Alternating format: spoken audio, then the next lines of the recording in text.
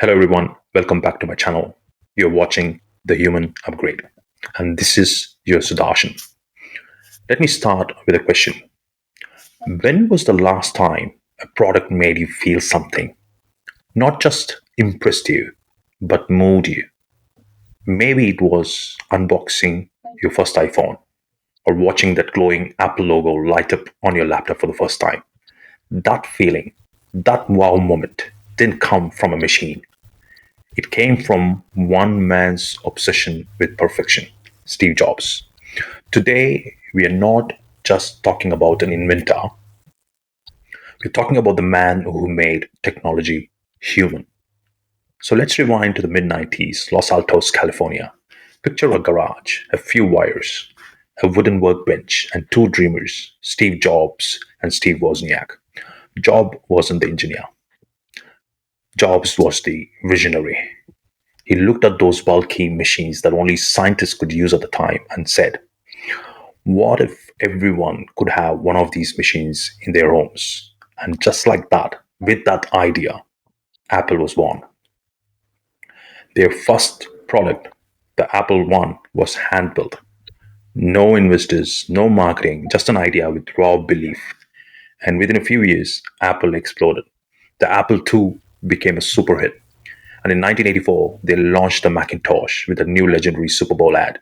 1984 won't be like 1984. Jobs had done it. He didn't just sell computers, right? He sold a revolution. But success has a strange way of turning on you. By 1985, internal conflicts brewed inside Apple. The board thought Jobs was too intense, too unpredictable.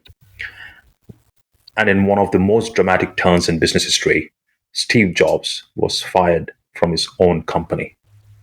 Imagine that. Imagine you build something from nothing, nurture it like your child, and then get kicked out. In this kind of situation, most people would have disappeared quietly, but Jobs didn't. He said something legendary later on. He said it was awful tasting the medicine, but the patient needed it. Because being fired didn't destroy him, it refined him. After Apple, Jobs founded a new company called Next.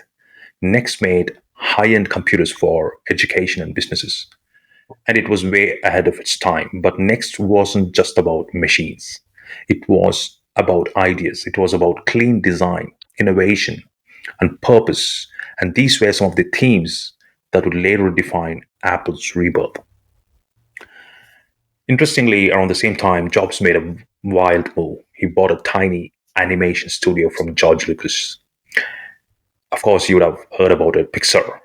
At first, Pixar was just experimenting, but then came Toy Story, the first ever full length computer animated movie. And suddenly, Pixar wasn't just a studio, it was a revolution in storytelling. Went from being the fired tech guy to the guy who changed Hollywood. And in 1997, the story came full circle. Apple bought Next, and Steve Jobs was back home. When Jobs returned, Apple was on life support. They were weeks away from bankruptcy. But we're talking about Steve. Steve had a plan. He simplified everything. He killed unnecessary products, focused on design, and said, we're going to make things people are going to fall in love with. And then came the iMac, colorful, friendly, and fun. Then the iPod, 1,000 songs in your pocket. Then the iPhone, a phone and an iPod and an internet communicator all in one. And finally, the iPad, when everyone said tablets will never work.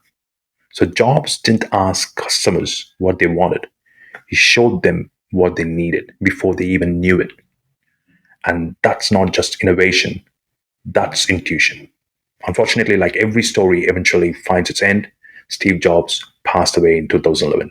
But his fingerprints are still on everything around us, from how your iPhone unlocks to how your laptop feels when you open it, to the simplicity of every interface you touch. But his greatest invention wasn't the iPhone or the Mac or the iPad. It was his mindset. He taught us that design is not how it looks, it's how it works.